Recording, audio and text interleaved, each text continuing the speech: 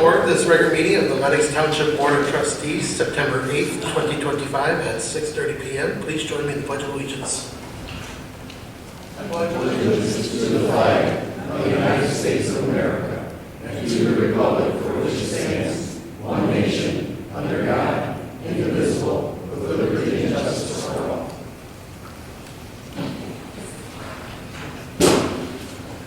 Alrighty.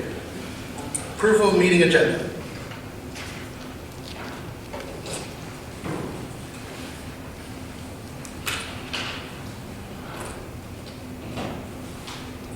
I make a motion that we approve the agenda as written for September 8th, 2025. I'll second.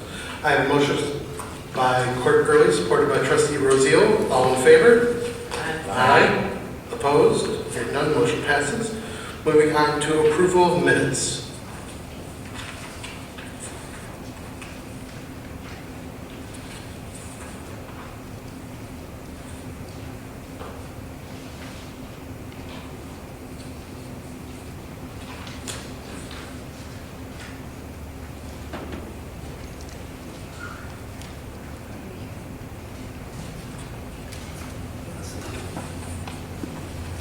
I make a motion to approve the minutes of the regular meeting from August 4th, 2025. I second that.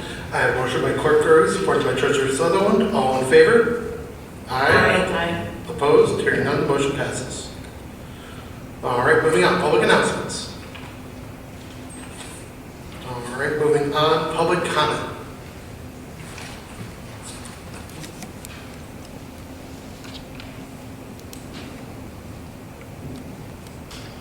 Good evening. Microphone. There you go. Good evening. My name is Brian Walmsley. I'm the Superintendent of Schools for Richmond Community Schools, and I am here to talk to you about an upcoming proposal on the November 4th ballot that many of our Richmond residents, which live in the townships of Lenox, will be asked to consider. One of the things that we value in Richmond is the transparency to make sure we get the factual information out there so that people can make an educated decision. If you didn't know, Richmond Community Schools is comprised of 4 townships in the city of Richmond. One of the townships is Lenox. So tonight I'm here to reach out to the Lenox residents as another fashion to get the information out there about our November 4th initiative. Over the past decade, Richmond Community Schools has seen a steady growth in enrollment, which is not what you typically hear on the news across the state. A lot of districts are having declining enrollment. We've actually had an increase. To give you a perspective, in the last 5 years, we've had 75 new students to our district. Then this year alone, we are on track to add another 35 over last year's count. Over the next 10 years, we are expected to have a 16 to 20% increase in enrollment of approximately, which equates to approximately 300 students. So when you look at that enrollment projection, which was done by the Michigan Alliance for Student Opportunities, we need space for our students, and that's what this bond is about. This bond proposal is considered a no tax rate increase. What we're asking voters to consider is keeping their current debt rate at where they were in July of 2025 when the summer tax collections went out, and continuing that rate for a couple of years into the future here. By doing that, it would generate approximately $51.8 million in funding for the district to add on to all 3 of our buildings. The bond application was approved by the Richmond Board of Education as well as the Michigan Department of Treasury and is scheduled to be on the ballot in November. What would be the improvements that would be added? Classroom additions and parking lot expansions at all 3 of our buildings. Our primary building that would start the projects would be our middle school. Currently, we have no classroom space left at the middle school. If you've been in our middle school, or I invite you if you haven't, to come see it. We've utilized every classroom in that building. The bond would be issued over 2 series in February of 26, which would be approximately $26 million, and in February of 28, which is approximately about $25 million estimated. In addition to the classroom expansion, we would add on a wing in the middle school, 4 classrooms at the elementary school, and 8 to 10 classrooms at the high school. The kitchen expansion at the elementary school would also be part of the bond. Our elementary school currently has almost 600 students in the elementary alone, and it has the original kitchen when the building was built. So I just encourage voters to go out and vote. And if you need more information, everything is available on our website. You might have seen these cards come to your mail if you live in the district. I do have extras if you'd like some, but otherwise please visit the website for more information. Thank you. Thank you.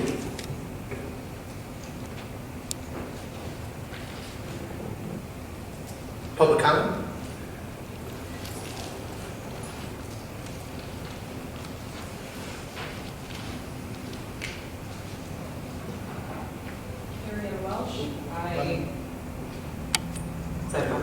Ariana Welsh. I'm a property owner on Forest here in Lenox Township. I have two things I wanted to bring to attention tonight during public comment.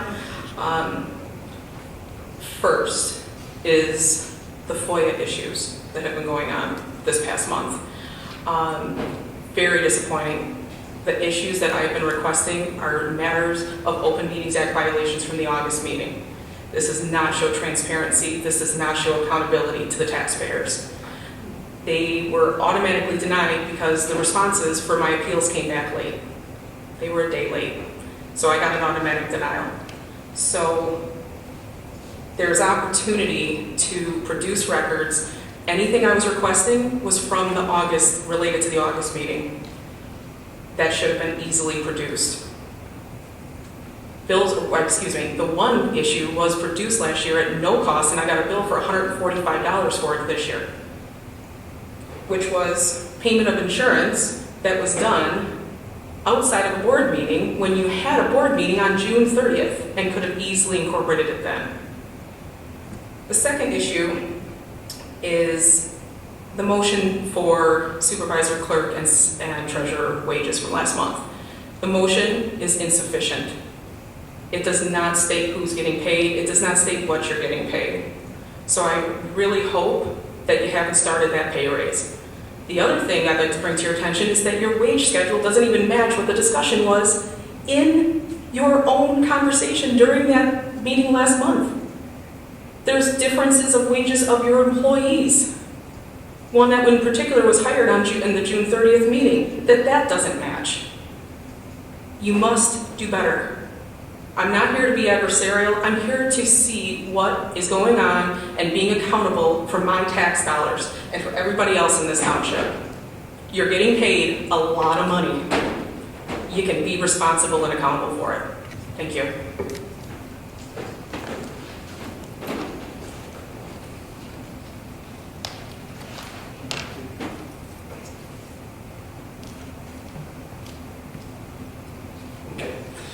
Good evening, Dennis Haig, 3940 County Line. This is great on the disbursements that you put out. Thank you on that. It lets us get a pretty good idea of what's going on for expendables within the township. But I don't see any receivables.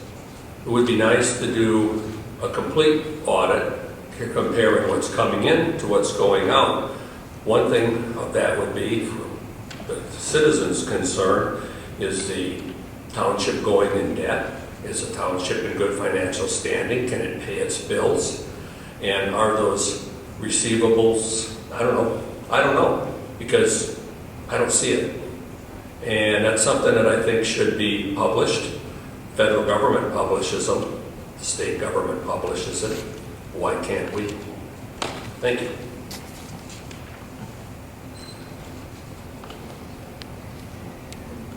Public comment?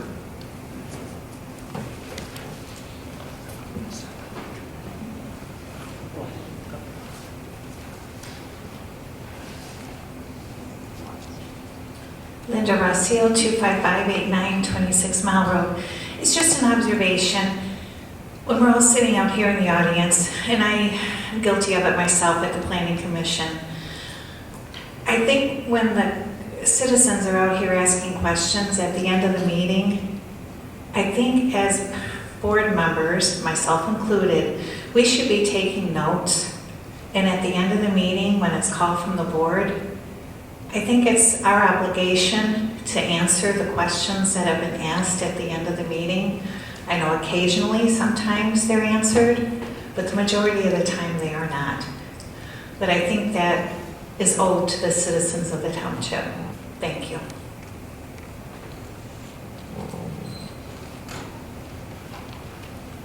Public comment?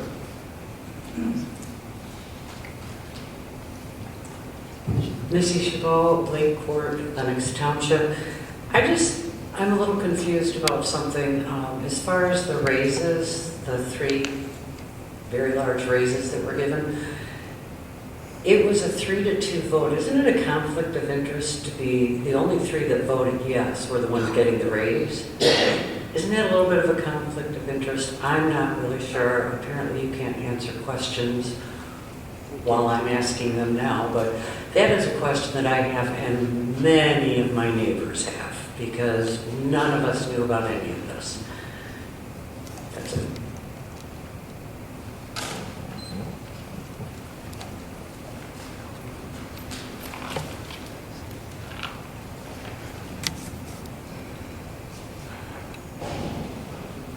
Bernie Rossio, 25589 26 Mile Road. I really feel that it's kind of an insult to the taxpayers when they come to this meeting and they're not left in on, like when we left last time, we didn't even know what your wage increase was. Everybody leaves asking everybody, what did they get? You just don't want to answer any of the questions anybody asks because it's easier not to. And it's ridiculous when you get that kind of a pay raise and you don't get the public in on information. We got a screen up there, why don't we use it and put the figures out where people can see? You just take the fifth and don't say anything.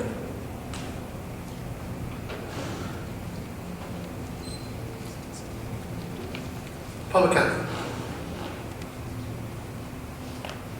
All right, moving on to item 7, the consent agenda. All items listed under this consent agenda are considered routine by the Township Board and will be enacted by one motion. According to established Township meeting rules, there will be no separate discussion of these items unless a member of the board or public so requests at or prior to the meeting, in which event the chair of the meeting may remove such items from the consent agenda for discussion and consideration under agenda item number 8 below. Approval of the consent agenda shall be by a majority roll call vote of those present and voting.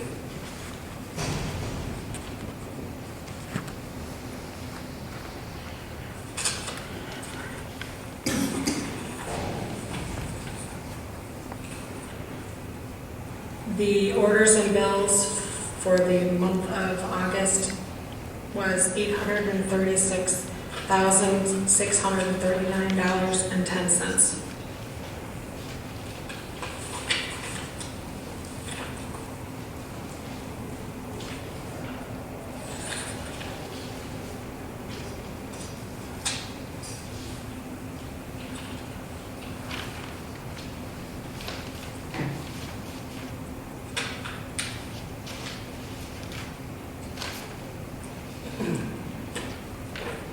Is there some discussion? Motion will be in order.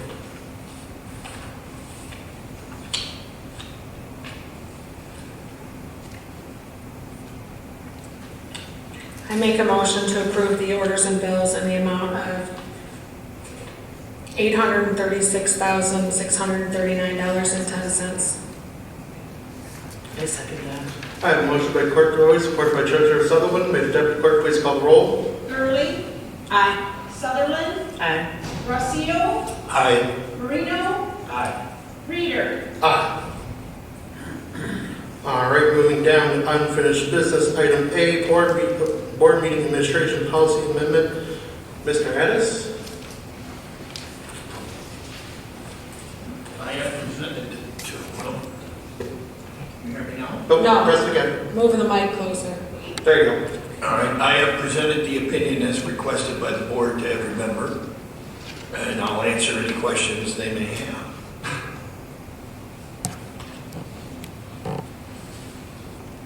I guess I didn't. Yeah, I didn't get one either. Well, I was told they were emailed out. I have copies for everybody. The bottom line is that the proposed changes are legal.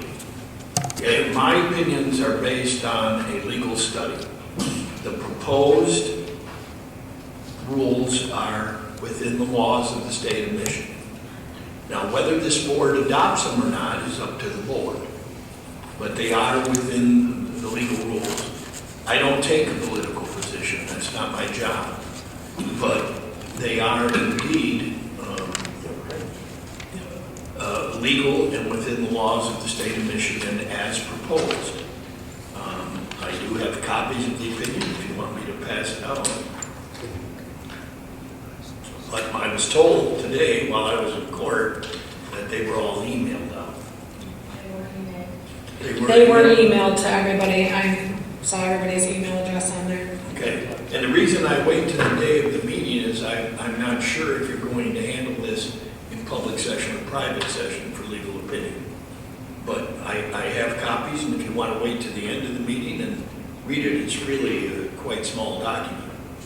But I'll be happy to hand them out. What time did they really send out?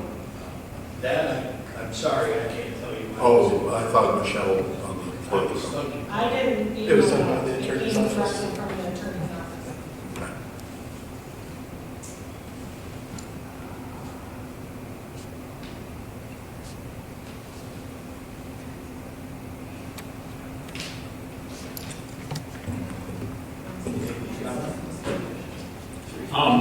I would like to say on this proposal that I feel it is a dangerous proposal. I think that this type of policy where one person can negate another's opinion simply by saying this doesn't belong here, or simply by saying I don't agree with it, okay? To interrupt is rude.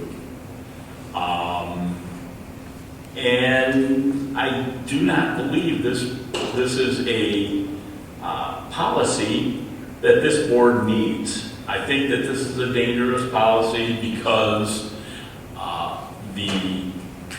you can't just think of this supervisor here. You have to think of every single supervisor or every single board that comes in, and you're making policies for that. And if you don't, then I think that that's a mistake. Okay. Just to get back to what this is about, this is a board meeting administration policy where the supervisor wants to have the right to interrupt at any point. Okay? So I'm asking this board, this is not a good policy, and this is not a policy we should adopt. Thank you. Mr. Addis, would you like to clarify a few points on the duties of the chair? Well, the law clearly gives the chair a broad discretion over meetings. In fact, it's one of the 2 or 3 powers a supervisor has. By law, that is almost 90-some years old now. There is no intent in the law to stop from speaking. It's the time and the place you speak. This is a business meeting. Now, most of America has lost this idea. They have come to believe that these are political meetings where people can discuss and argue and talk about political subjects. That's not what these meetings are. These meetings are business meetings to conduct the business of the township. Now, I agree 100% that most communities have lost this idea. Okay? You and every other board member, Mr. Marino, should be given the right to speak at every meeting. The difference is when you speak. And the law makes it clear, and that's true of every one of you, that when you speak is adopted by the board as a policy that you can adopt. Now, that can change. By a year from now, if 3 of you agree that you want to speak twice, or you want to speak at the beginning or the end, you can change the policy. But what I was asked to do is to give an opinion on the legality of the proposed policy. It's legal. You people decide whether you want to adopt it or not. But under no circumstances is anybody stopped from speaking. It's when and under what order of the meeting people speak. It's an orderly consideration, not a free speech consideration. Your free speech would be here when you can talk with the time when the board decides that the board talks. Most boards that I've represented speak at the end of the meeting. Okay, it's called, call from the board, call from the chair, call from whatever. What you adopt is what you adopt. The supervisor, once you adopt it, has the right, the absolute right to enforce it. Now, that's by law. That's not by my preference or your preference, Mr. Supervisor. As proposed, the proposal, and this is what I was asked to give an opinion on, is legal.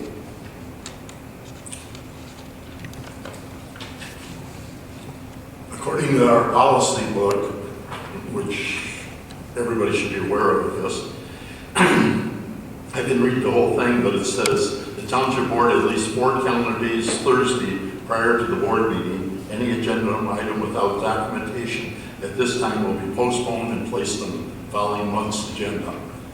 I don't believe this was available to any of the board on Thursday. The opinion? Yes. Well, I don't hand them out opinions because most opinions are given in closed session. I don't hand them out in advance. The memorandum wasn't available to the board on I Thursday. agree, but that's different than what you just quoted. Okay? I don't set policy. I answered a question. The question will be answered the same tomorrow, the next day, and if you want to have it at the next meeting, the answer will be the same. The law on this is very, very clear. And I do understand that the law is clear in this, and I agree with that. But just because it passes a law test doesn't mean that it is a good policy. That is not my purview. That's in your purview. And the way you vote is the way it'll be. And again, you have the power to change it when the time comes. It's not a permanent thing. So, is it legal was the question I was asked. Clearly it's legal. We did a great deal of research on it. Clearly the policy is stated, the program is legal. Whether or not a board wants to adopt it is up to the board.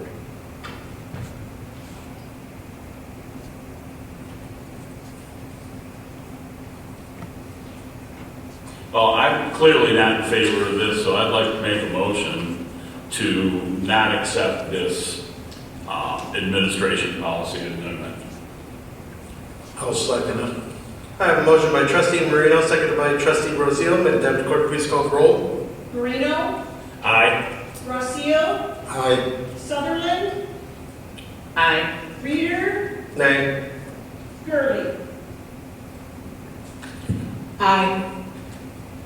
All right, moving on to new business. Item A, Richmond Lenox EMS ambulance purchase proposal. Chief White.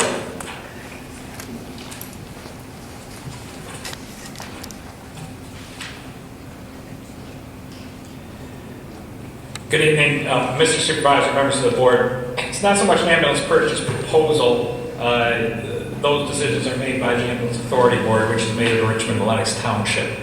The proposal that's in front of you tonight is really with regard to the requesting or asking the Lenox Township Board if they would again like to extend a loan for the purchase of this capital equipment to the EMS. We began this process, I think, about 6 years ago with the first time that we did it, and it's worked well, I think, for all parties involved since then. Because the township has a fairly significant savings, much of that due to the Pine Tree Acres facility, and it chooses to invest some of those monies in various commercial banks and other legal investments. The township has, over time, chosen to use some of those monies and invest back in the EMS, which they are half owner of. And what the investment really is loaning the money for the capital equipment, the EMS, and then we're paying you back with interest and higher than what you're getting as CDs or what the current loan rate is for government.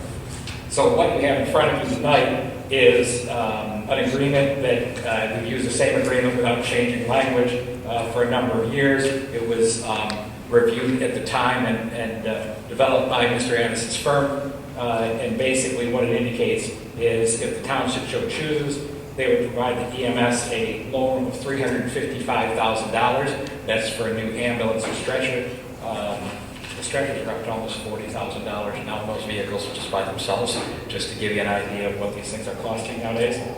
But $355,000 at an interest rate of 4%. That's a government interest rate. It's different than that's what the local banks are charging governments. And that returns to the township over that 6-year period $44,500 and change in interest, which is more than most CDs are paying to government entities at this point in time. So with that, the EMS requests that the township consider approving the security agreement and the promissory note for the purchase of the ambulance. If they choose not to, what the EMS would then do is go to one of our local banks and give the bank the interest. What is the term of this contract? How long? 6 years. 6 years? Okay. The only reason I'm asking is I know ambulances last quite a bit longer than 6 years. They do. We normally we have what I call frontline ambulances. Normally stay in service 6 to 7 years, and then we move them to backup after the 6th to 7th year, and they'll give us usually another 3 or 4 years of service after that. Just not putting quite as many miles on as you can do with frontline vehicles. So they'll last about 10 years in total. Yeah. I just, don't want to see that, we're collecting on something that's not running anymore. No, that's not the case. On the promissory note, it says 4.25%. I believe you said 4%. Oh, you know what? That was probably just a typo from the last note. I just called the banks and got the last, the most recent, what they're charging our local banks in town. It was like 4. So I can certainly just make that adjustment. So it's going to be 4%? It could be a 4%, not 4.25. I think the one document says 4, and I probably just didn't catch that in the, like I said, literally we cut and paste this document with those exceptions. So I can make that change and get back to it. The second question, when I visited the fire hall with you, you mentioned that we were going to be able to start just buying new cabs and chassis and reusing the box. So that I'm excited about. So the long-term plan for this, because these things have gotten so expensive, is we've gone away from the vehicle with the kind of the van that's attached to the box that you see a lot of folks use. And then when you see our newer vehicles, it's like kind of a pickup truck front end, and the box attaches separately to the back of it. Those boxes can be used, we've learned this from some other agencies around the state, they'll use that same box 3 times. So then they're only buying, so that box is lasting, to Mr. Marino's point, 30 years. And we're basically just re-chassing the truck, which is what they call it process. We've got to get through this vehicle and 2 others, and then we would be at a point, and we're buying them right now at about every 9 to 12 months. And then we will be to the point where we can begin that re-chassing process. Thank you. So,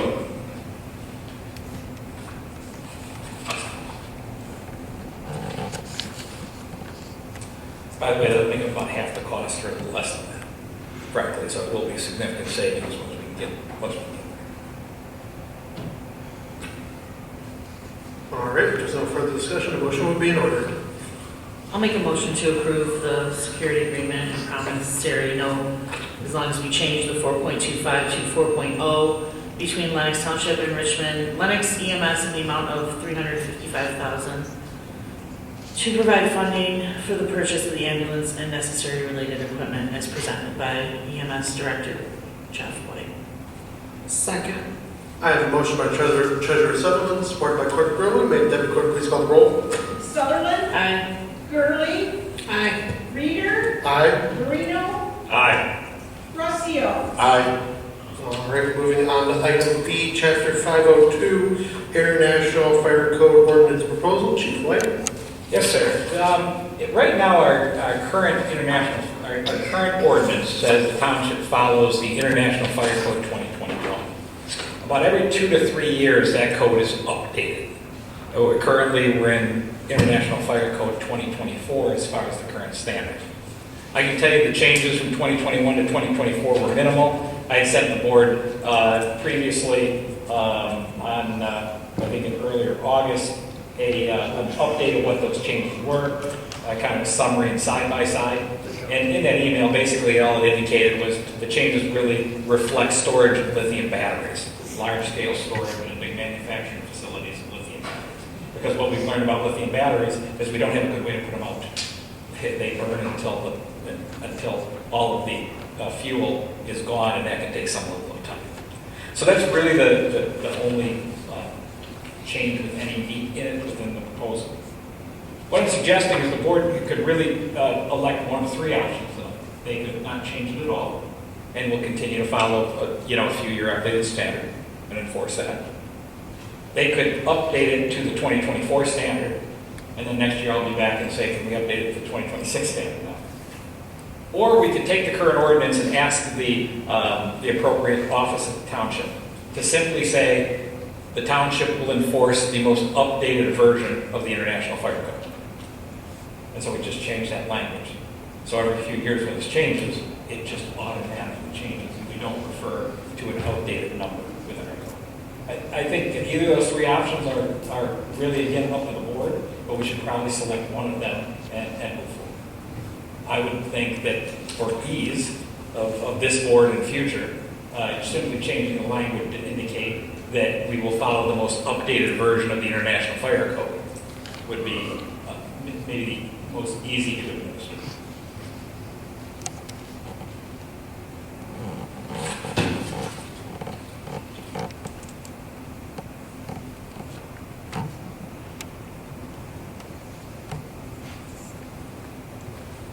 I'll make a motion to amend the Lenox Township Code of Ordinances, Chapter 502 Fire Code Ordinance to the version that the township will enforce the most updated version so that we don't have to do it every 2 years.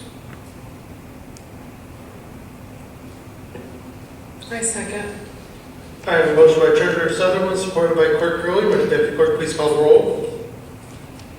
Sutherland, Aye. Gurley. Aye. Marino, Aye. Rossio, Aye. Reader. Aye. Just in the term of process, I don't write ordinance, but I can certainly help who's ever going to make those changes to make certain the language reflects what we discussed here this evening and will meet the needs of the code. I'm just not sure whose office will take on that role. So when that's determined, I can work with them to make certain that happens. All right, moving down to item C, Fire Station 1, concrete replacement proposal. Mr. White? Sure. Our township fire station was built in 1989. It's an old girl anymore. And it started to have some maintenance issues. Since then, we've added a DPW building and most recently in 2003 an EMS building. So we just put a lot of wear and tear onto that pavement. And so after all these years, concrete gets brittle.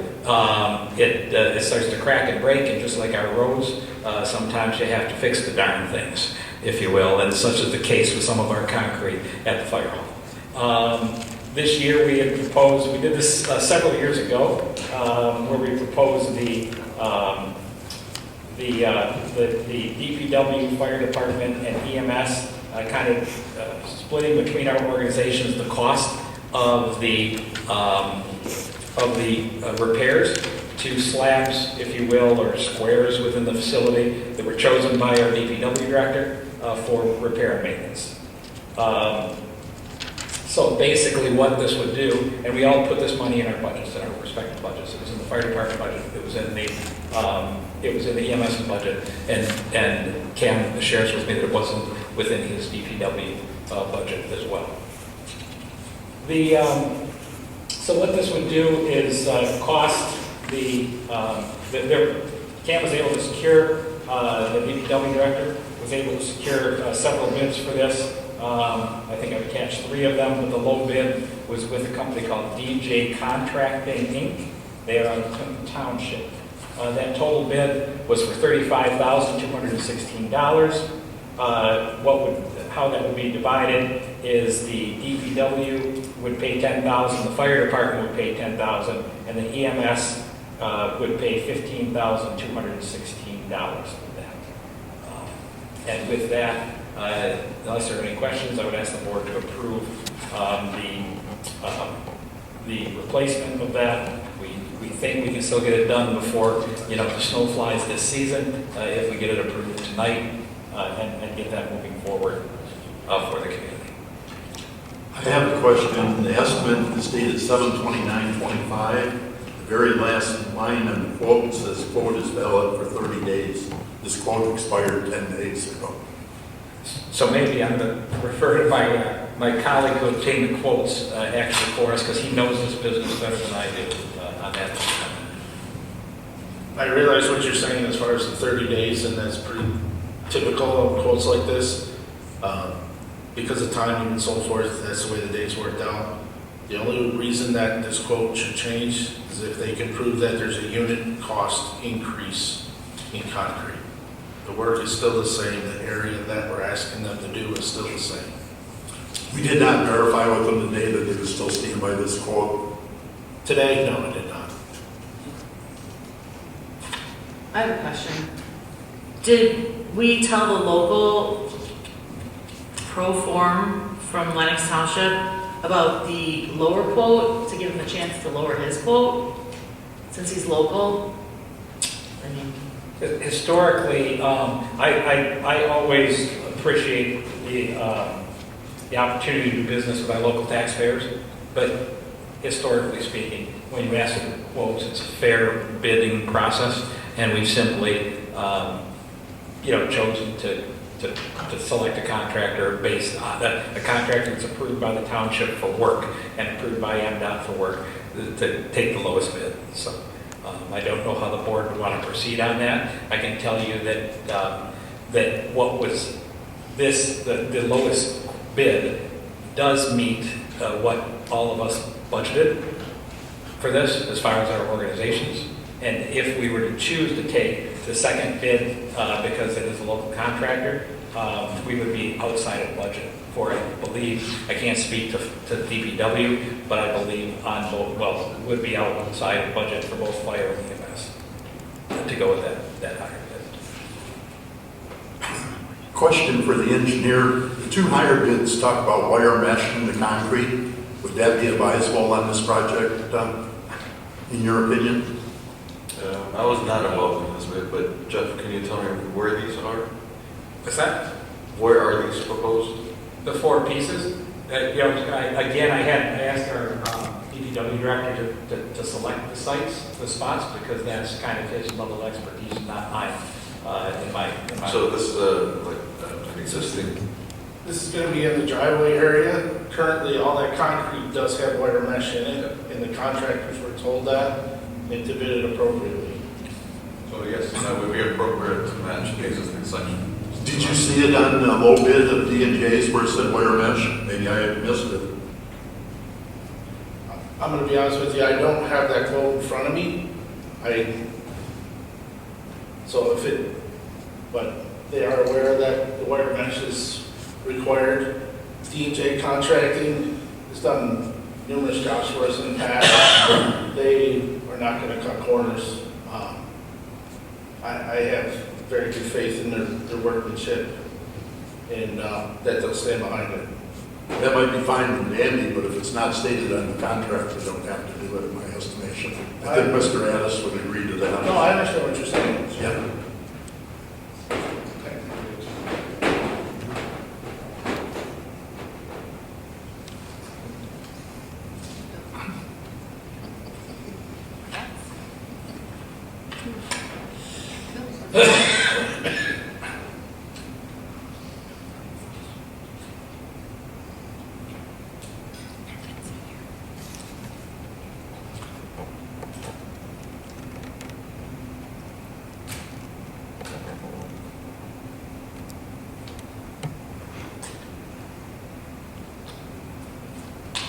think the options really are, as they're looking at over our engineer and our DPW superintendent, since they're kind of, like, I call it kind of concrete experts versus the fire and EMS expert that's in front of you.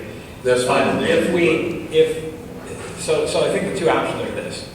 If the board wants us to go rebid this or re-talk to this contractor or gives us direction to do that, I'm more than happy to do that for you. We can certainly ask to make certain that they submit a bid with the wire mesh and confirm that this contract, pricing will be extended. You could make your motion subject to us doing both of those things. Or we can wait and we can, we're not under no obligation to take any of those. So the other option could be that you don't accept any. And in fact, then we'll probably get new contracts in the spring, because it may get a little too late in the season to get somebody out there and do that this year. And in which case, arguably we could see cost increase or possibly decrease. I'm not an economist either, so I wouldn't try to predict where we'll be in, April or May when we might go to bid season. Does anybody have a copy of the bid quote, what was sent out to these gentlemen? I think for a project this size, oftentimes, because in the scheme of contracting and construction, this isn't an enormous job. Oftentimes, somebody like a DPW head or whoever's in charge of buildings in the community will simply bring the contractors on site and review with them the expectation, because this isn't like we're constructing an entire new building. It's an area of maintenance, where we're going to pour some concrete for some broken concrete. So I don't want to speak for Cam, but I don't suspect there was a formal quote developed, because sometimes the cost of doing that is, just adds additional cost to a project. It's really just maintenance. Right now we pay $10,000 or $12,000 for a set of tires on a fire truck. My point to sharing that with the board is simply to say we don't write a quote to get $12,000 worth of fire trucks for $12,000 worth of tires. We tell people what we want, and we get quotes for them to get them to us. So just a comment, Mr. Rossio, if you would like to approve this quote with the contingency that the mesh is included, that would be acceptable. Otherwise, just like Mr. White said, you're going to have to rebid it, because you're going to lose that window being at the end of the season this year. I just think all three bids should give the same end results. Yeah, these are not itemized bids, so whatever the contractor feels that he's including in the bid, basically they're including the same thing. One of them specifically said the wire mesh is included. Two of them did, I believe. Yeah. Two higher ones all say that. Yep. So that's probably the reason why they're higher, because you're giving more for your dollar. Yeah. If you give Mr. White the authority to approve this with the contingency, if the wire mesh is included or not, and if it's not, he can always go to the next bidder and award it to him if the board would like to do that. It's just the time of the essence. If you would like that to be installed this year, I would not wait till October. Otherwise, it's totally up to the board. Agreed. They actually were the second highest, but they're giving us a discount if we do all of them at once. That is correct. I think we're looking at the bottom line, the cost of the township, What? which is $35,216 on my paperwork. No. Right, but their total cost before they gave us a discount, if we do all four of them at once, was $45,716, right above that. Correct. So they're giving us a discount if we do all four of the slabs at the same time. And the other bids are for all four, so the $35,216 is for four. Same four slabs, that's correct. Yes. They're actually marked down, like I say, well, we don't have an actual blueprint. They're actually literally painted and marked down at the site. Being that this concrete is this old, it's well over 40 years almost, there are new standards with bases that they put in, especially for extra weight vehicles. As far as, before they always used sand. Sand's not used anymore, 21A is used. It's a little bit more compactable than sand. I I don't know, this would be an engineer thing.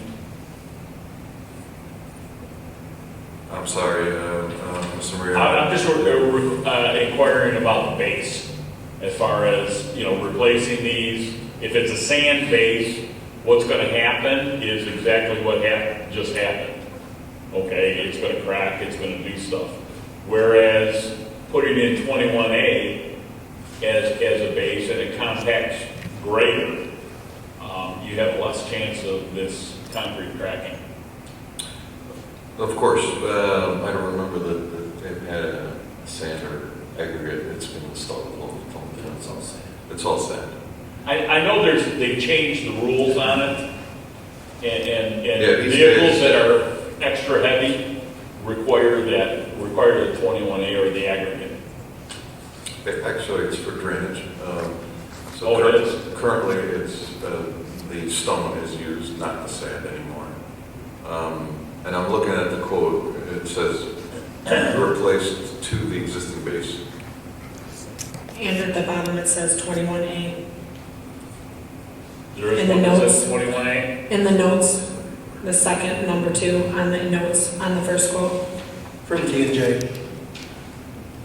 says additionally 21A. Yeah, I apologize again. This is the first time I've seen these bids. And it's also listed on the third quote, the 21A.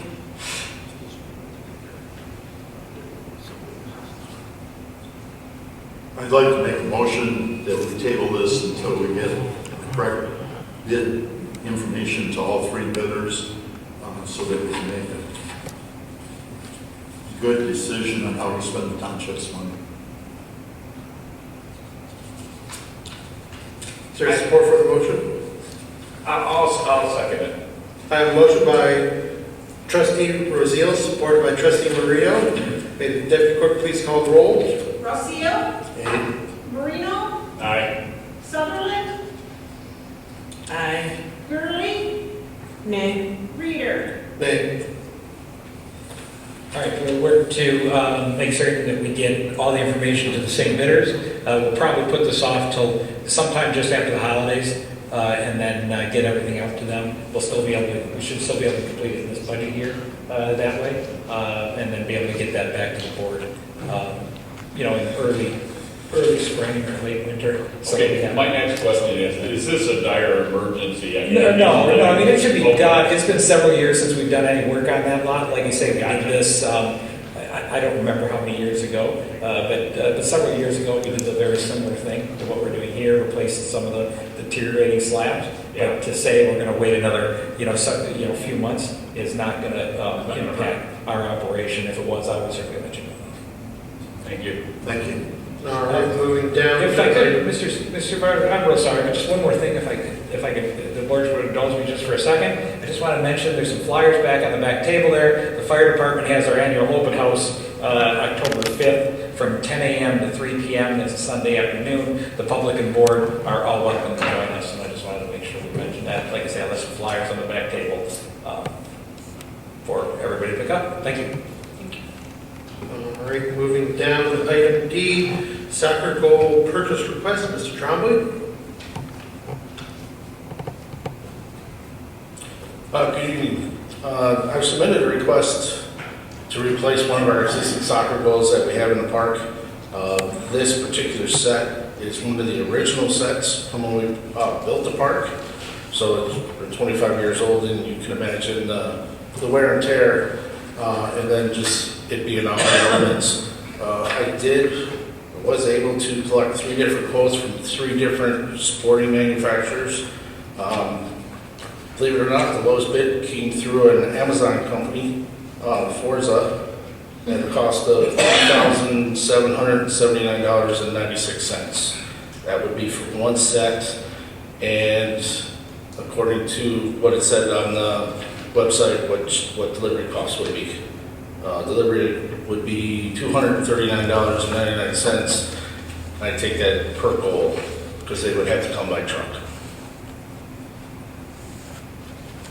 These would be consistent with the newer set that we have out there currently. So they would be matching, if you will. They would utilize the same nets and attachment and so forth.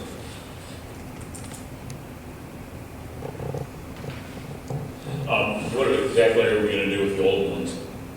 They're gonna get basically cut up and discarded because they're rotten. They're rusted out. Yeah, I'm afraid to even move them because the more you move them, the more they want to fall apart. Yeah.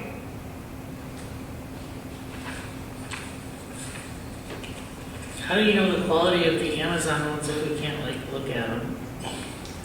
Well, looking at, I mean, you're right, but there's really no place for any of these manufacturers locally to go look and touch and feel. Okay. But looking at the pictures and on the different ones, it looks like identical construction of what we have out there as far as the newest set. How long did it take for these to rust out?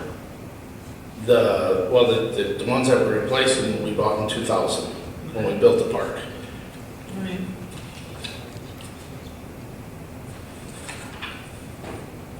I'll make a motion to purchase the one set of Forza aluminum soccer goals with clips from Amazon at the cost of $3,779.96 as recommended by DPW Superintendent Cam. I'll second it. I have a motion by Treasurer Sutherland, supported by Trustee Rosio. May the Deputy Clerk please call the roll. Sutherland? Aye. Rossio? Aye. Gurley? Aye. Marino? Aye. Reader? Aye. All right, moving down to item E, Park Path Repair Proposal. Mr. Tremblay?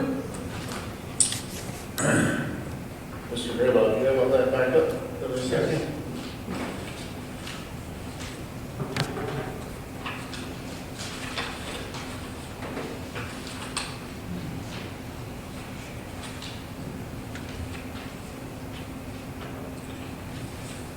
So this proposal for the park path repair covers two different areas that we currently have out there.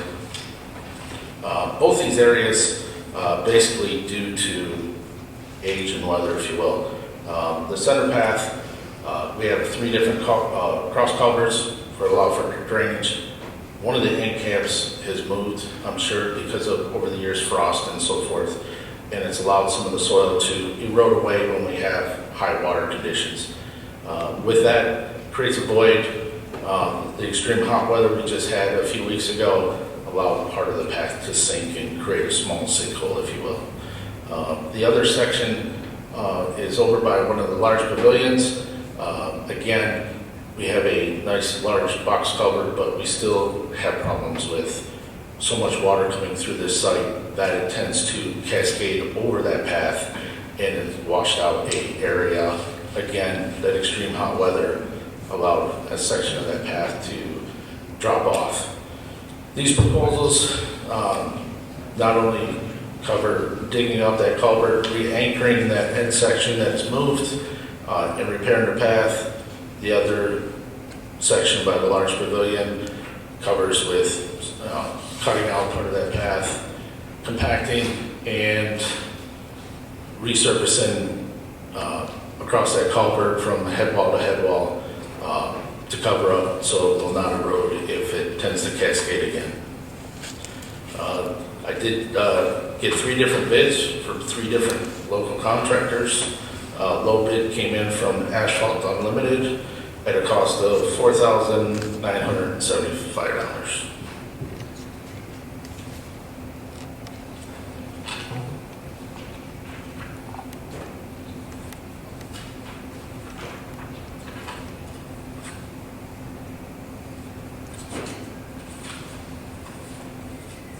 I'd like to make a motion that we approve the repairs to the path that is damaged out in the park, and a cost of $4,975 from Asphalt Unlimited Incorporated. I'll support that motion. I have a motion by Trustee Marino, supported by the Chair. May the Deputy Clerk please call the roll. Marino? Aye. Reader, Aye. Sutherland, Aye. Gurley, Aye. Rossio. Aye. All right, moving down to item F, DPW trade proposal. Mr. Trombley? I'm sorry, what was this one? The trade. Training. I'm sorry, okay. So, my one assistant, Trevor Butt, been with me for quite a few years now. I would like to enroll him in a, what we call operation and maintenance class. This covers all aspects of water system distribution. This will prepare him to take his S4 license, which is the entry-level license, this fall. This class will run all the way up to just before that testing occurs. So all the information that he's going to be obtaining over these next few weeks will still be fresh in order for him to take this state license. The cost of the class is $450. That does come with the manual. Beyond that, the only thing that I'm asking to allow him to use one of the township vehicles to go to and from the class, which is located in Warren, every Wednesday evening.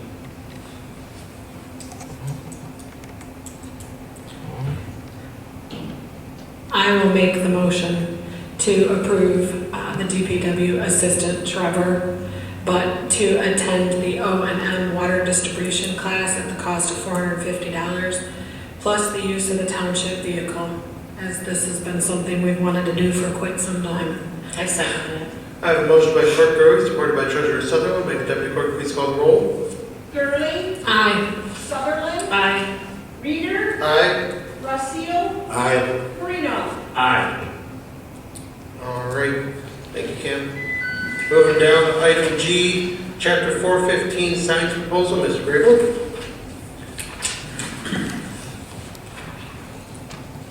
Good evening, Board. No. Good evening, Board. This evening, the Supervisor's Office comes in front of you for a follow-up on the ordinance that was approved and passed. This part of the ordinance is to have the signpost installed, excuse me, for the purchase of no-through trucks. This ordinance was designed to actually save our dirt roads throughout the community. This was something that was an extremely long time process. We worked with Macomb County Road Commission, we worked with their legal department, we worked with the executive's office. This was unprecedented that a township actually took the enforcement issues at this level. We actually got all of their approvals and it came back. Hence the ordinance approval and the passing that this board did. At this point in time, in order to move forward, we are requesting the purchase of the regulatory signs, the steel U-channel post and mounting hardware, which totals up to $6,900.50. In order for Chapter 415 of the Lenox Township Code of Ordinances to be enforceable by the Macomb County Sheriff's Department, these signs are required. Installation will be completed by township staff, and the purchase will ensure compliance with township ordinances, protecting the condition of the roadways and overall enhancement of the safety of the residents. Now let me clarify and quantify what we're talking about. If you have a gravel train going down 29 Mile Road that is empty from Haven Ridge to Gratiot and crosses over towards the dump, that is a ticket. And I believe, if I remember, the numbers were $500 per fine. You have no business being on that road unless you're delivering something or you're picking something up. We're trying to ensure that these roads are protected for the investment of the community throughout. Now, if you take a chance and go take a ride down Bates Road, down Rossio Road, you'll see all the limestone improvements that were done this year. Those roads are in great shape right now. Rossio Road, just north of, well, just south of New Haven, the village. Yeah, it's being tore up real bad. There's nothing we can do with that because there's construction going on there. This is designed for these roads across the board. This does not impact only gravel trains. We have garbage trucks that like to sneak around. We have trucks that go places that they should not. MDOT roads are designed for that. The back gravel roads are not designed for them to sneak around code enforcement or the motor carrier. This will protect us. This will enforce the opportunities. This gives the right and the directive to our law enforcement along with the county supporting us. So at this point in time, I'd like to request it back to the board for approval. This was sourced out under the county specifications from Doorbun Sign Incorporated out of Charlotte, Michigan. This is a local community company in the state of Michigan. This is sourced through the county. Macomb County, Oakland County, and Wayne County utilize this company, and this was sourced directly from this Macomb County. I'll bring it back for any questions or comments. I have a few questions. Trucks, sideway, you mentioned gravel trains and garbage trucks, and it looks like the sign's going to say no through trucks. I know a lot of people that have pickup trucks that thinks it's a truck. No, this is an example of commercial vehicles. Okay, is it going to say that on the sign? It says no through trucks. Yeah, the regulatory sign is a picture of a box truck. Okay. Some signs have a weight limit, nothing over 28,000 pounds or... No, you can't do that anymore. You're not allowed by state or mandated. Weight limits are not posted that way anymore. Roads are required to be built to sustain a certain spec. So they do not have the weight limits on it, Trustee Resco. Okay. And then we only have one quote. That's because it's a operational sign through the county. That's what we went to them so that we met the compliance factors of the required material. Doesn't the company have a sign shop where they make signs? This came from, they gave us the information to contact them directly. If we go through the county, there will be additional charge. Okay. Who do you think they use? They don't do it all themselves. And you mentioned that the township employees were going to install these. Aren't these supposed 12 foot long? They will be worked to have the hammer system from, I believe, New Haven actually has the pounding system. So our DPW has already contacted New Haven and working in a joint operation to utilize their equipment. It's an additional cost savings. Okay. And then on the agricultural side, how are we going to address that? In the ordinance, there's already... It's in the ordinance. So if you're driving down the street on a truck delivering farm equipment, you're covered under the agricultural as long as you're delivering on that road. Same as Amazon. They ain't got any business down 32 Mile Road. That motor carrier will notify them real quick. The grain haulers or farmers with grain bins or that, they go down Bates Road, you run out of road, you got to turn on 30 Mile Road, I believe it is. Everything will be clearly posted. No through trucks. They got to plan their routes. I mean, if they're getting to a certain destination, that's permissible. I get what you're getting at. Yeah. And then when there's a bridge out or that's understandable and rectifiable. This is overall to try and work to save the roads. This is actually, when we look at this and we present this, the counties actually came back to us and said, we're going to watch this program because we like the ideal of what's going on. So we're looking at preservation of the roads. And that's really what it's about. Our residents, we get numerous calls day in and day out. Gravel trains are flying down 29, they're flying down 30 Mile. They've got videotape, they're tearing up my roads, they're noisy, the dust. I can go on and on with the complaints. Now we have teeth to lock into this. But I also thought these are public roads. public roads, but MDOT approves certain roads for deliveries, not to move around where you're not supposed to be. So state law gives us the power to regulate truck traffic within our board. A couple of years ago, this was brought up and talked about, and it never went anywhere because I hated when I asked you, you said that the county would do it.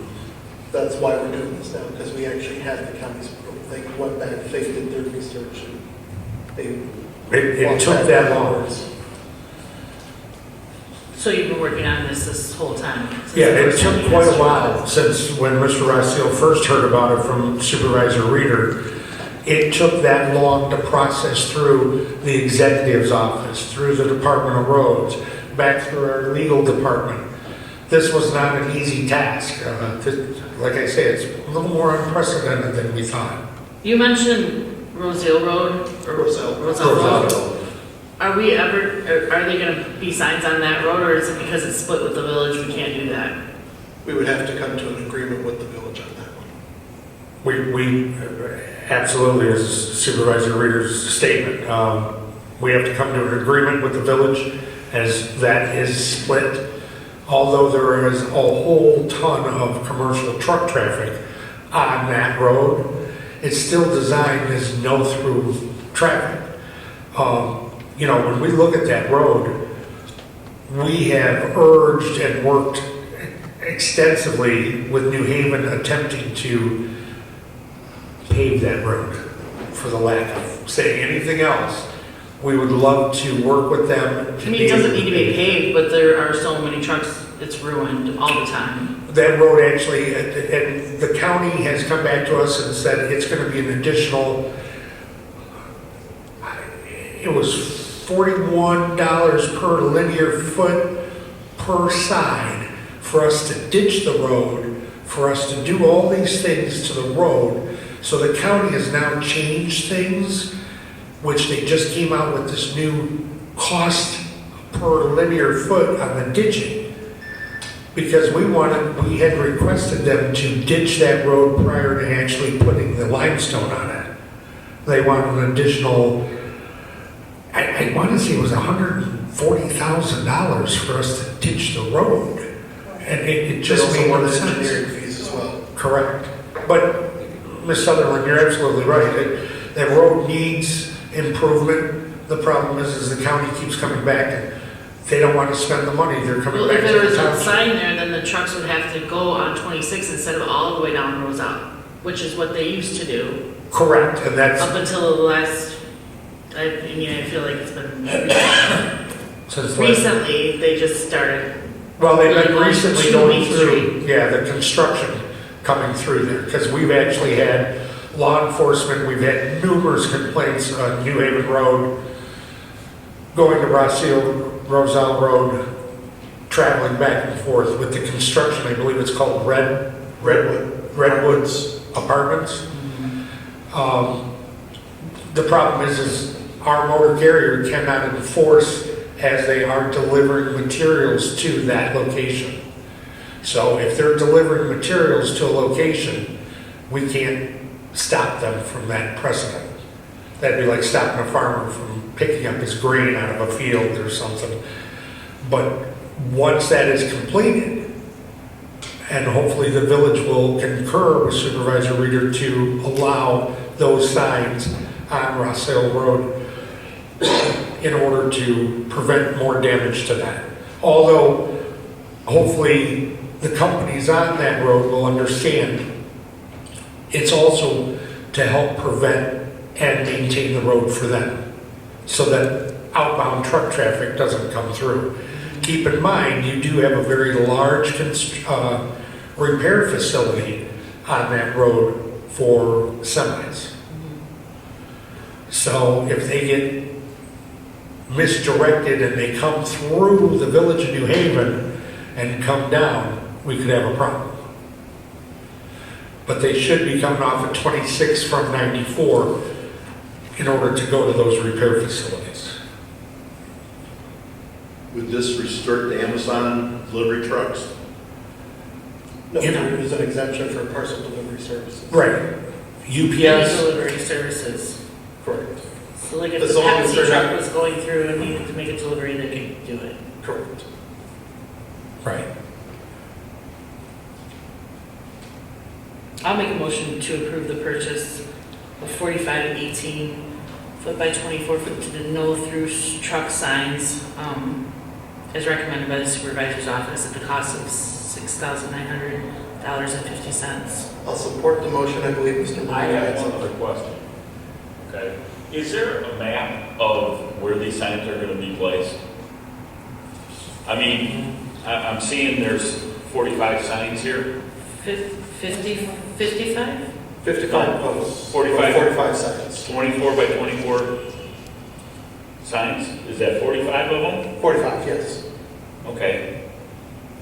So there are 45 signs. Where are they going to be placed on these roads? Technically, at the end of each intersecting road. At the end of each intersection in the road? No, each intersecting road, so you should not have one every 50 feet. You're gonna have one from Gratiot towards New Haven Road. Let's say the county line, from Gratiot to county line, Correct. there'll be two. Right. Yeah, we'll have one on each end. One on each end, So on 29 Mile Road, that's two more. correct. Okay. 45, is that going to cover? That's- both? Yes. It actually says, it just said 45 of the 24 by 24 and 45 of the 18. There would be two on the post. Right, there's two different ones on the post. But this has Okay, been why are calculated. two different ones needed? You have the pictogram, then you have the no-through trucks in the works. So are they all going on the same pole? Yes, So two signs in each pole. So there's 4 signs for 28 Mile Road then. Correct. So we're right back to, There will be enough. back to what? do we have enough signs to cover Yes. all the roads? Yes. Yeah. Yes, it's been calculated out. We've been very diligent in this calculation. Is there a map? I don't believe we have one handy. Well, okay, how did you derive the 45 is what I'm trying to say. If you didn't use a map. But we did use a map, we don't have one in front of us right now. Okay, so there is a map of these laid out. Laid out, no, we use the map to count each intersection. All right. Once this comes posted throughout the township, it becomes a legal enforced ordinance that allows the sheriff's department to enforce it. I will guarantee you, the truck traffic will understand very quick and very fast. Right now, they're utilizing these roads in front of your home to sneak around the motor carriers in order to bypass and not utilize Gratiot as an MDOT certified road. I see them all the time. Correct. And the one of the biggest things and the biggest complaints I have is the litter coming from these trucks. And what people do. I have personally picked up mattresses,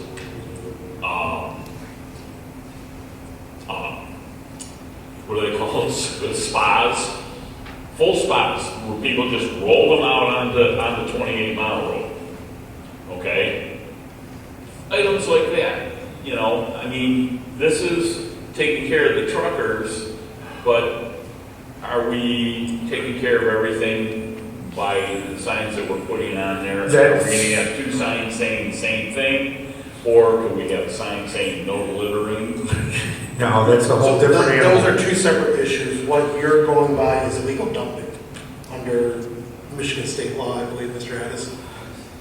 That is something completely separate from. I know it's ordinance. separate from this. What I'm saying is 45 signs enough? And on these poles, is there more room for other signs? There would be, yes, there would be more room for other signs if we so wish to add to them. Okay. All right. My other question would be the installation of these. Does our DPW have the time to do this?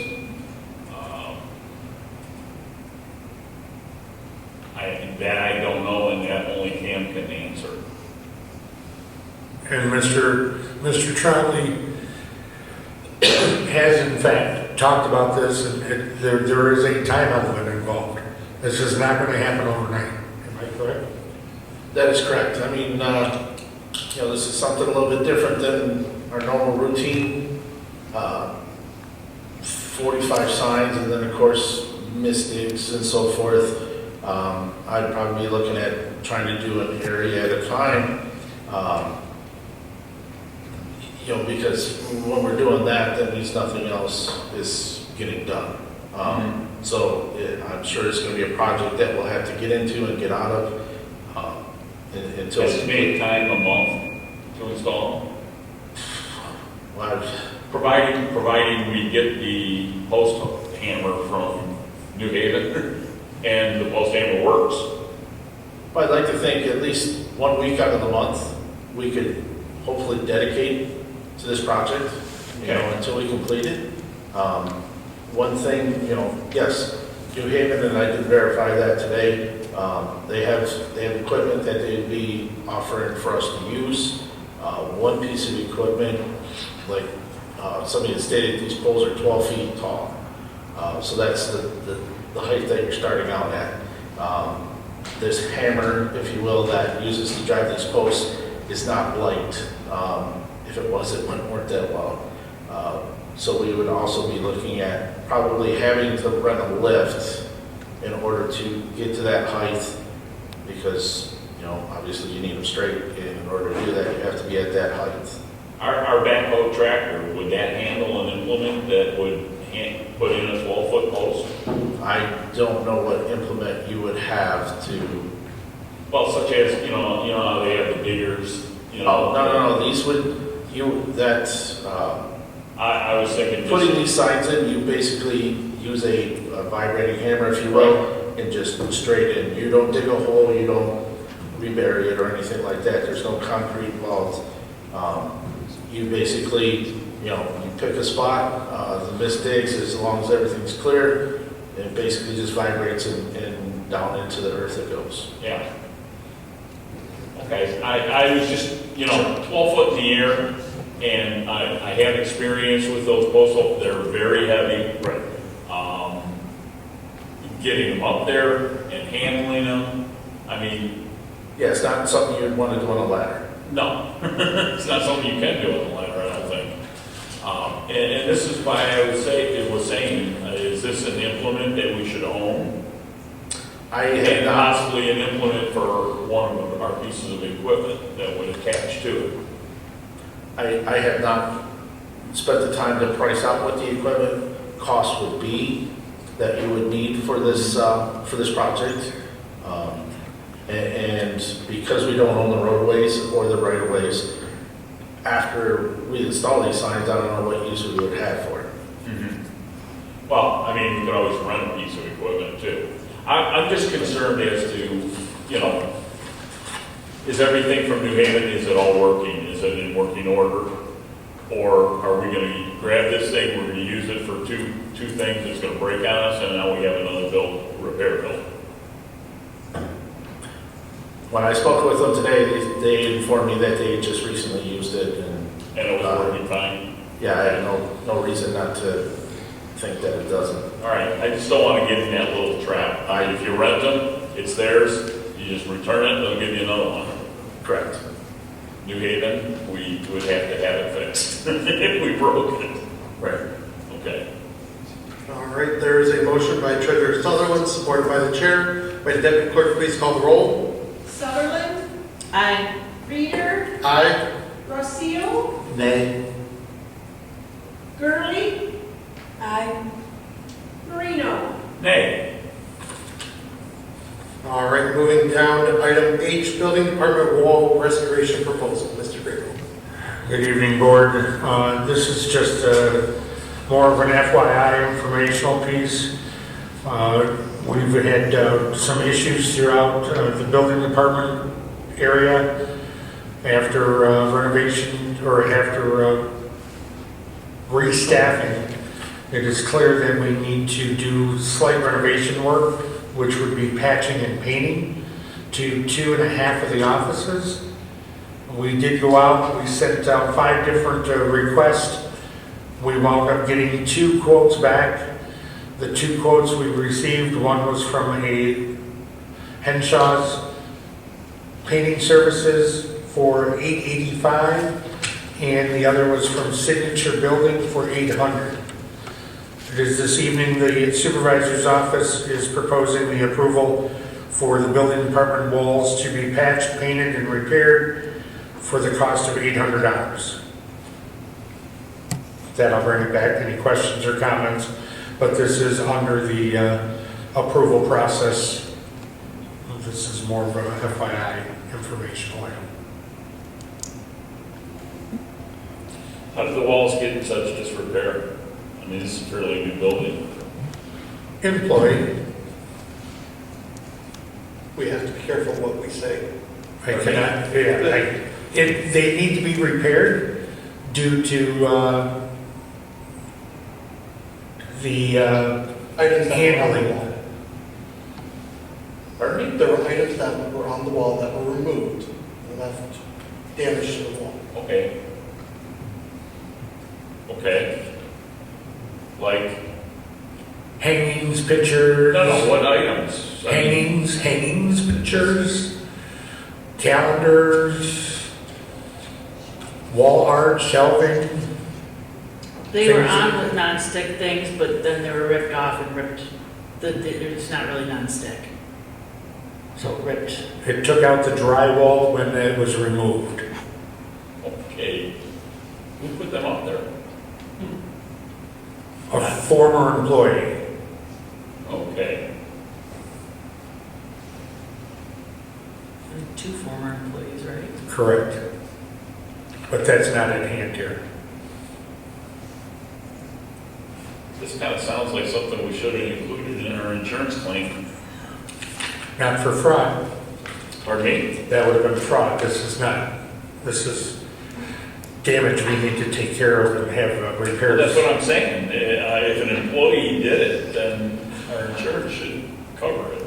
Mr. Graber, I believe our deductible, isn't that near $2,000 to $5,000? Yeah, it's over $2,500. Is that per incident? Correct. Okay.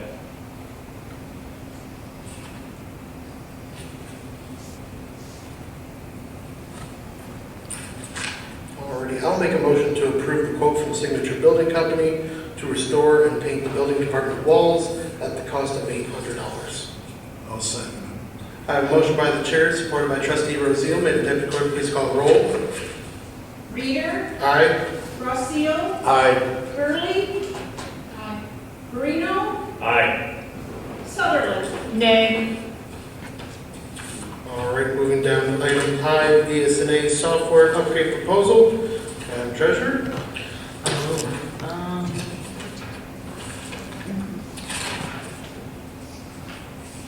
We have a BSNA.net program. It's a desktop platform, and it's going to be discontinued in 2026. It's what all municipalities use, but especially it's the one that Macomb County uses, so that's why we really can't use another one, because I did look into that to see and do cost comparisons, but then when I found out we can't use another one, it has to be what Macomb County uses, because we have to jive with them. Lenox Township uses 8 of these platforms every day, each department, including assessing, building department, reception area, code enforcement, planning and zoning. The supervisor's office uses a general ledger out of there. The clerk department uses general ledger and accounts payable. And treasury department uses accounts payable, tax, cash receiving, and utility billing for water and sewer. So the problem that we're gonna have if we don't make a decision between this meeting and October's meeting, hopefully today we make a decision, is we'll be charged more money. But I think it's only like $1,000. But if we can save $1,000 if we make the decision to go to the cloud platform before November. So, or in November, if we call them and sign the contract. So, The one we're using today is from 2008. It's a 17-year-old product. And in the past, there wasn't really an urgency to make the switch. However, the time has come that we have to make the switch because they're forcing us to anyways by 2026. The few positive things about it, since it's so costly, is it eliminates point and pay. So that's a credit card transaction software that we pay for that we can eliminate. It eliminates on-site servers, ransomware risks, which are in the rise. It could cost up to $1 million if we were ever attacked.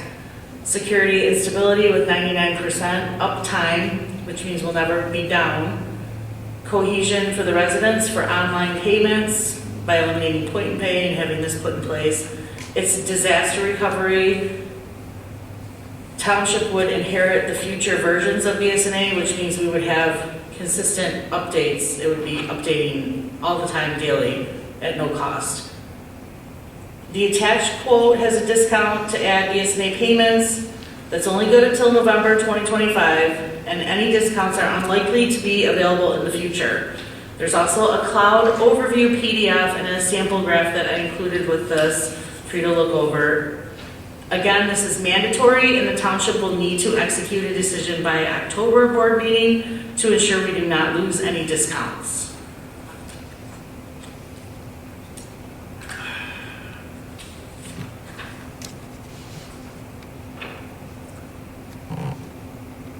Oh, and I did check with other townships. Washington's, it's a 6 to 8 month process. I forgot to mention that. And Washington is going to be completely transformed to the cloud by April.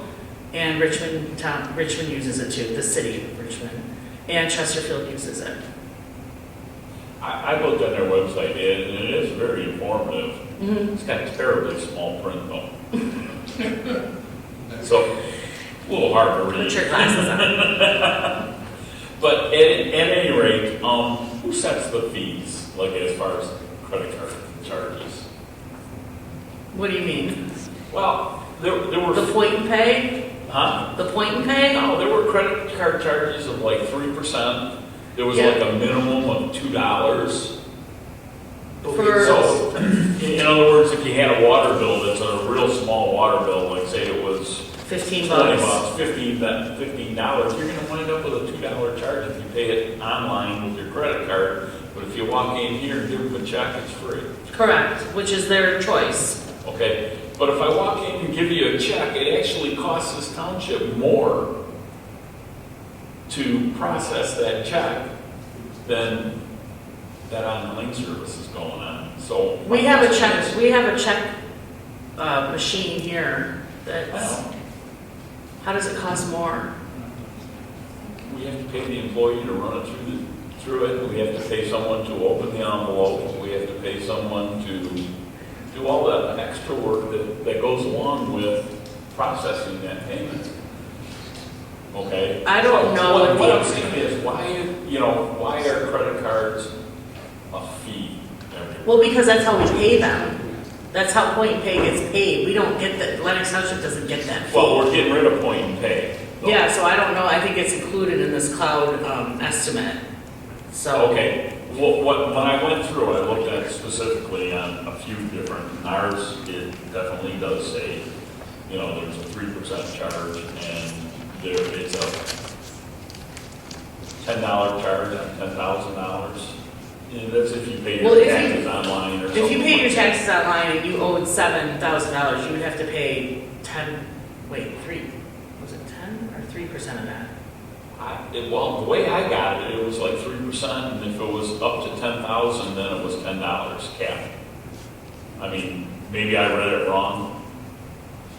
I'm getting confused with interest, penalties, and credit card charges. They're all up here. I know. I don't have it written down. And what I'm wondering is, if we want people to use this, and we want people to use their credit cards, and we want them to pay their water bill online, we need to be more affordable, and fees like a 3% charge for... It doesn't matter to me how people pay their bills at all. It doesn't affect me or the township any other way, because when those credit card charges are there, it's going to that credit card company that we pay. Right. It doesn't come to us at all. We don't have to separate it. There's no admin fee or anything. Right. So it just goes to them. So it doesn't matter to me. These costs that we're looking at here are just upgrading the modules. It's the annual fee and the implementation fee. That's all this is. Yeah, I understand It just that. incorporates. I'm good with all of this, with what's Okay. going on. I just want to know who sets those fees. I think the credit card company does. So Point and pay is what they're called. BSNA or Huh? it's BSNA that sets the No, I fee? think it's called point and pay. We're getting rid of point and pay. That's going to be gone once this is implemented. Who sets what fees are you asking them? Well, when I went on their website, BSNA, Uh-huh. I went on their website and I looked up Lenox Township, Okay. and it showed a 3% fee for the credit card usage. You know, and it had several different schedules.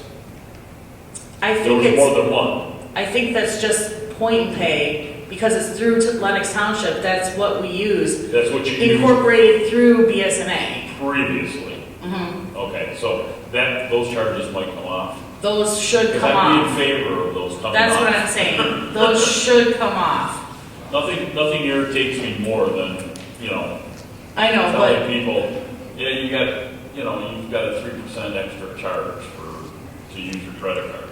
And in today's day and age, everybody uses a credit card everywhere. yeah, but to pay it, I don't know.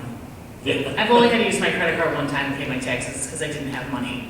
So then you have to pay the fee, because you didn't have the cash on it, you know. I had to pay another bill instead, Yeah. so I put it on my credit card. I think that's the case for most people. They don't have the cash on them that when it's due, and so they use the credit card. Or they just want to call and use it over the phone, they don't care. Or they're out of state and they own properties here, and they call from out of state, and they don't care because. Like I say, if we got away from charging those fees, it would be okay with me. Yeah, I mean, they're 3% charges, mhm. and like I say, if you're paying a small bill, it's like a slap in the face. And Yeah. if you're paying a big bill, But we do let everyone know about the credit card charge up front. Just understand. Kim and I always let everyone know. You know that's going to be a so-and-so charge. right? And you could just write a check and get it to us, or you can, there's a check, there's a paid check you can do also. Yeah, there's an e-check fee Mhm. on there. Mhm. Yep, Okay, thank you. you're welcome.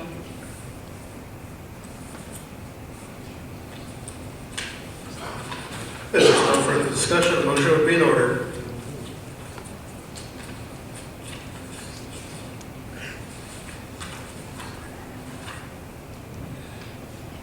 I'll make a motion to approve the upgrade modules from BSNA at a cost of $63,150. I'll second that, but I just wanted everybody to know that cost is just one time. Annually, we will be paying a different amount to maintain it, which is $26,450 to have the cloud every year after that. I just want them to know that we're not paying that $63,000 every year. What are we paying for the previous one though, too? The previous one runs us $9,000, but it is. And it's being discontinued.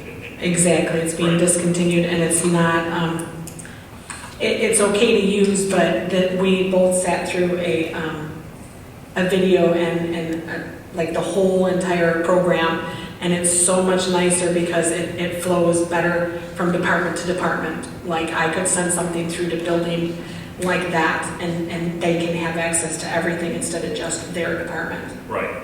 So it's more efficient. No, the software does sound more efficient. So I'll second it, just so that people know that. Alrighty, I have a motion by trustee Marino, supported by clerk Gurley. May the deputy clerk please call the roll. Marino, Aye. Gurley, Aye. Rossio, Aye. Reader, Aye. Sutherland. Aye. Alright, moving down, item 11, public comment.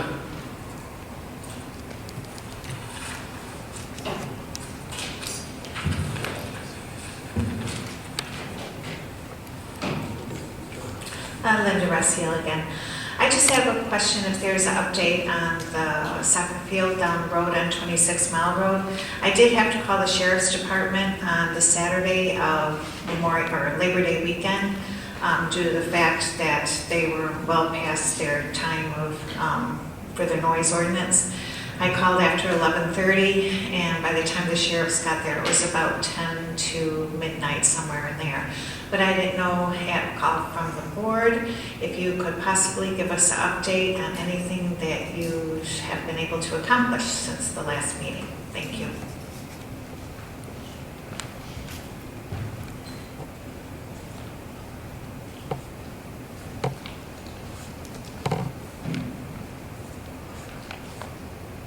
Hey, Dennis Haig, 3940 County Line.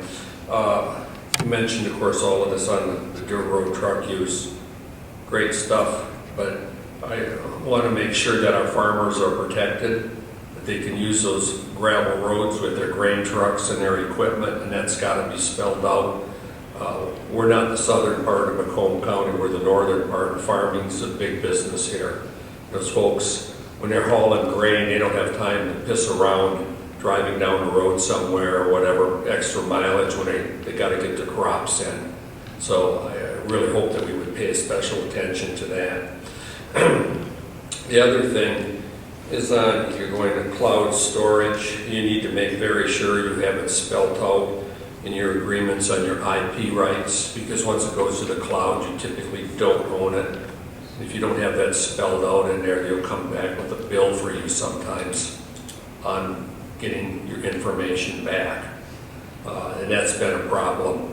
And the last one on these gravel roads, how about we pave a few more of them? That's all part of that problem.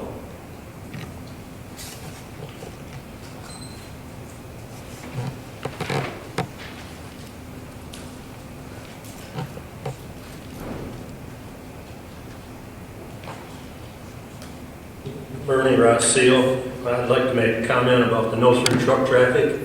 I don't think that these people are realizing that small businesses that it affects, and the truck drivers too.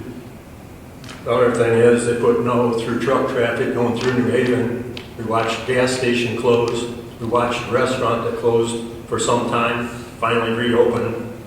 But it does take business away from the small business people and affects the small business people. Looks like a money grab to me. And the other thing was a comment about the quality of our back roads now. Depends who you are and what you're using it with. When you take any tall equipment down these back roads, the slope that they have on them is unreal. It's a 2 to 3 foot grade to the center of the road. I'm waiting for a bad winter day when everybody's got ice to drive on to see who's in the ditch. I think it'll be the majority of the vehicles. I think that that's a big mistake. Thank you.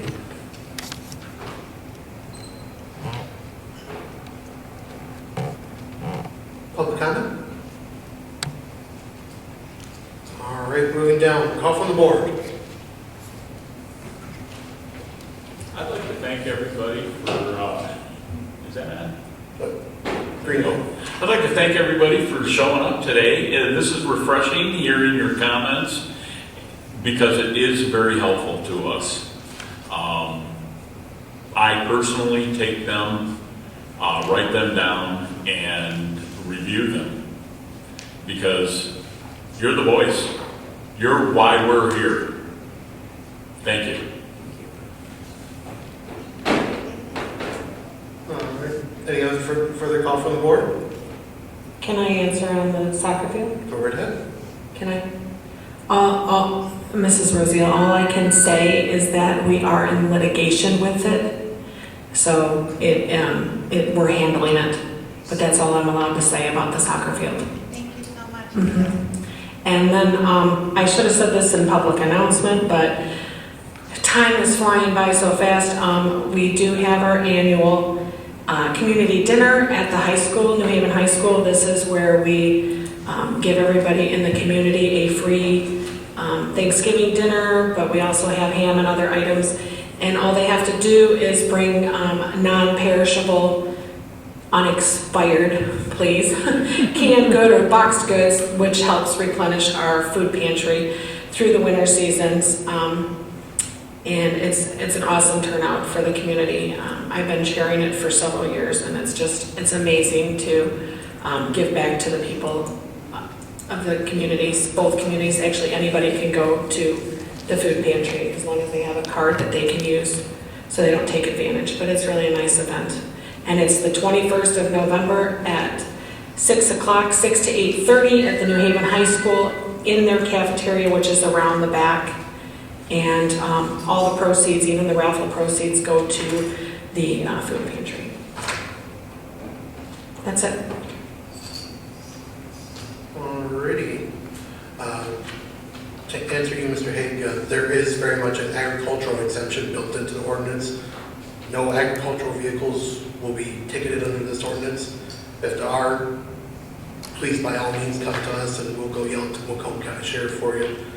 Got a few things. Today I'm proud to announce the first two sponsors for the Lenox New Haven 250th Independence Day celebration, with Corwell Health signing on to be a gold level sponsor and Tri-County Engineering to be a bronze level sponsor of the event. I'm also pleased to announce, following the events of my office, Lenox Township has once again been selected by the Detroit Institute of Arts as a partner community for the 2026 Inside Out program. If you're not familiar, this brought replicated pieces of artwork to the township at no cost. Lenox Township last partnered with the DIA back in 2023 for the Inside Out program, and it is considered a rarity that a municipality is selected again within just 3 years. They prefer to have a 4 to 5 year gap in between. One last announcement. In partnership with Waste Management, we have launched a new online portal for ease of access for township residents. Through this portal, Lenox Township residents will be able to report missed pickups, view their next scheduled pickup, schedule bulk pickups, and request for replacement or repair of waste and recycling bins. More information can be found on the township's website, where on the home page there is a banner that takes you directly to this new website. And with that, we'll move on to adjournment. I make a motion that we adjourn at 8:11. I have a motion by Clerk Gurley, supported by Treasurer Sutherland. All in favor? Aye. Aye. Opposed? Hearing none, we are adjourned.